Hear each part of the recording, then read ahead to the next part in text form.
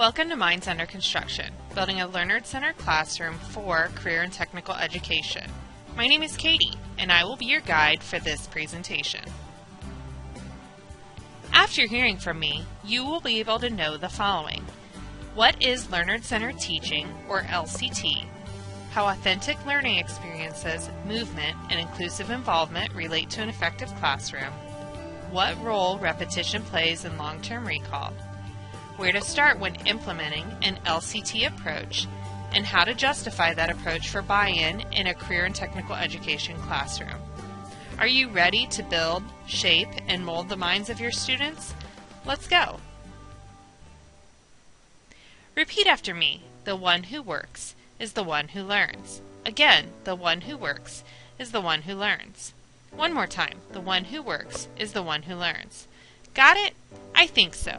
So how do we get students to work? How about constructing a learner-centered classroom to effectively educate today's youth and adults in career tech? A what, you might ask? A learner-centered classroom and learner-centered teaching, or LCT, is about evaluating our students' opportunities to learn to the highest of peaks or optimal position for success. Easier said than done, right? Not really. LCT just takes a motivated educator that pays attention to the research and keeps their students' best interests in mind when organizing instruction. Sure, lesson planning is going to take a little more time initially. However, the students will pay greater attention, be actively engaged, and find the learning experiences meaningful and authentic. Are you ready to learn more about LCT? Let's get started. So let's keep it real. Authentic learning experiences have for years been noted in research as an effective way to provide students with meaningful real-world problems that must be solved. Take the students in the photograph. They are testing the water quality of a nearby river, teaching them skills that could lead to a future profession as a lab technician. Apprenticeships have employed the authentic learning model since their inception, as has career and technical education. However, increased workplace liability issues in recent years have placed limitations on some programs and have required teachers to create new experiences for their students, both in the classroom and the field. This is how amazing and authentic opportunities for our students have come to life. There are some common characteristics of authentic education today. These are things you are more than likely already doing and include activities having real-world relevance, activities requiring students to troubleshoot and solve complex problems, collaboration, reflection, and the presence of diversity of thought. Are you ready to build some authentic assessments for your own classroom? The following are some great examples: mock interviews, lab performances, product development, and public presentations, just to name a few. Career Technical Student Organizations, or CTSOs, also provide an amazing venue for practicing skills in scenarios that can and will be applied later in life. My students, for instance, participate in DECA, an organization that prepares emerging leaders and entrepreneurs in marketing, finance, hospitality, and management. With DECA, we compete at district, state, and national conferences in case studies that involve practical problems one might face in the business world. Inclusive involvement is another great way to foster an LCT environment.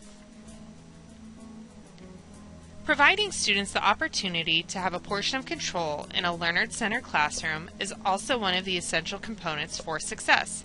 Students are always playing the WIFM game, more so, what's in it for me? Well, they know what's in it for them when they help to design and implement the classroom policies, procedures, and expectations. It's called sharing power, or inclusive involvement.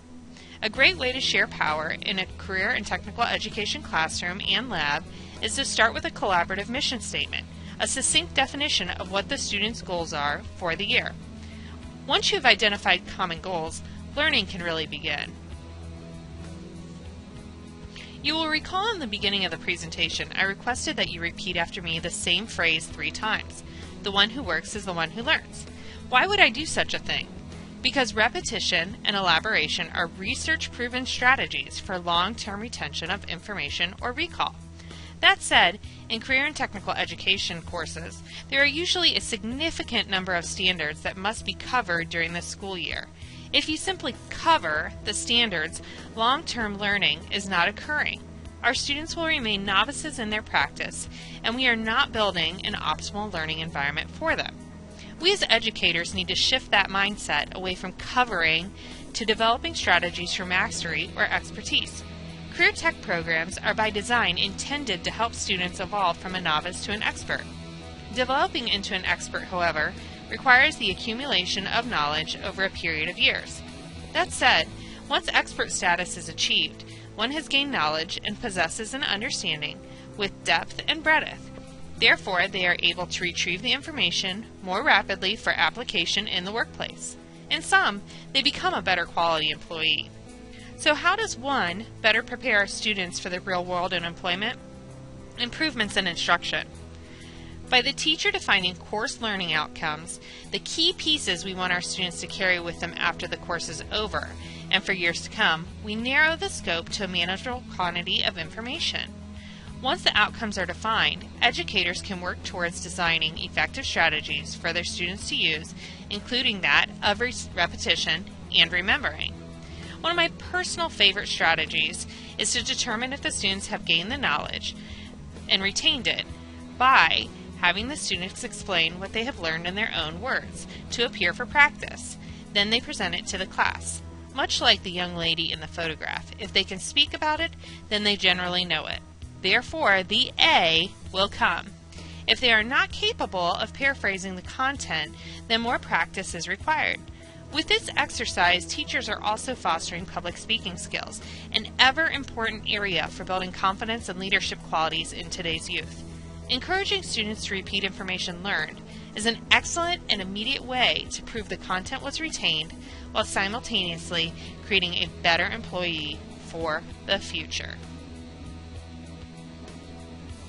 Integrating exercise in the classroom is important for all grade levels and content areas, career and technical education included. But where did the phenomenon begin, and how does it apply to LCT? In 1995, Carl Kottman, the director of the Institute for Brain Aging and Dementia at the University of California in Irvine, discovered that exercise ignites BDNF, or brain-derived neurotrophic factor.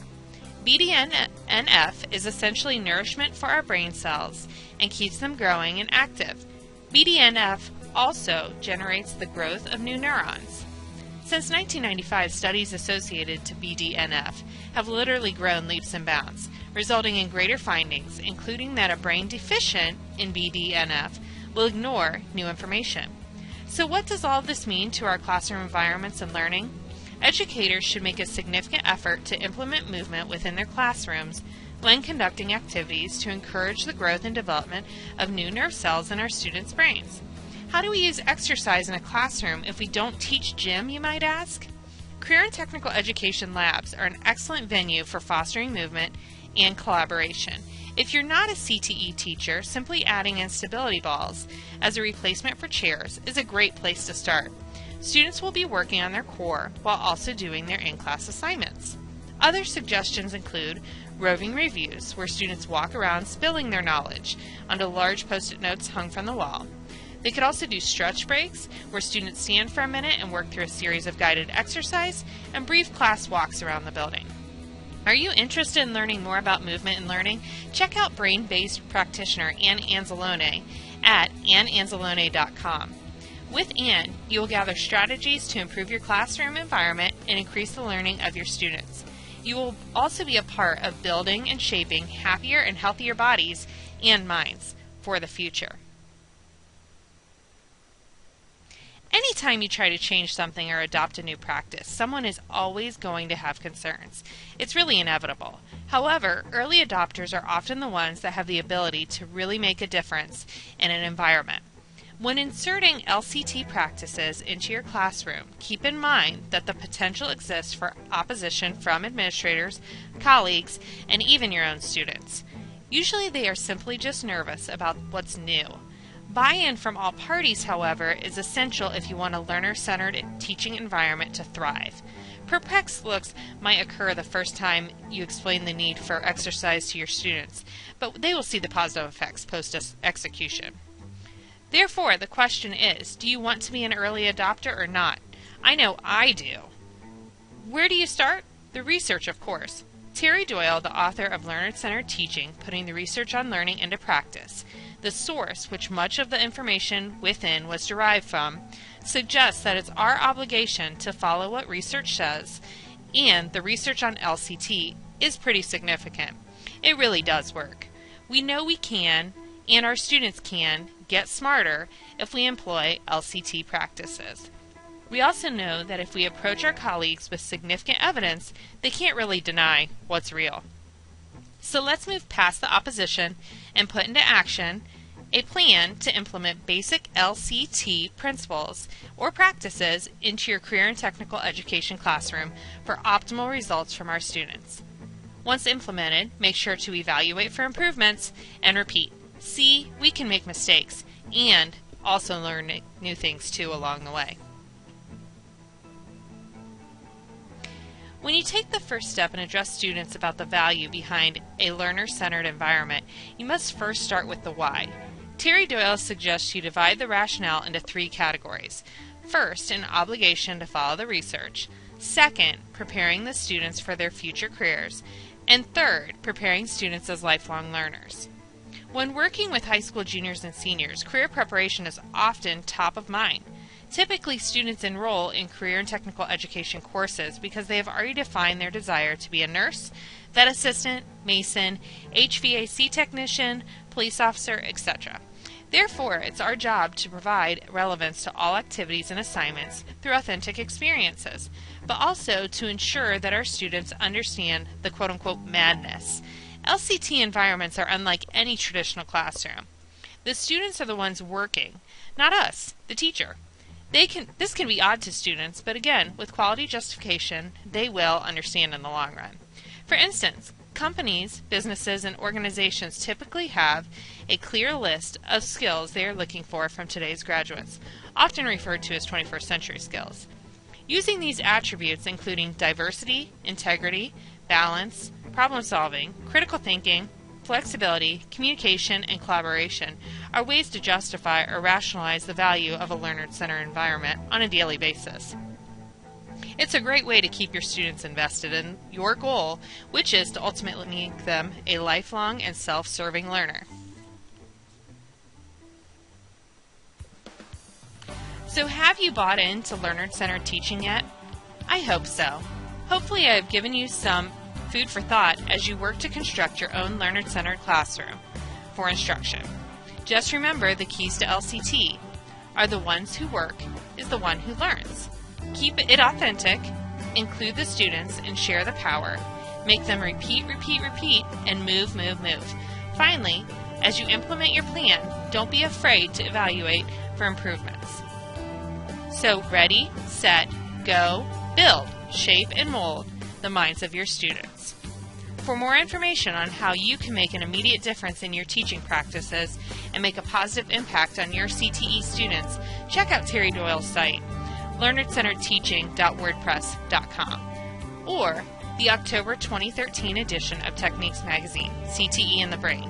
Thanks for watching. Until next time.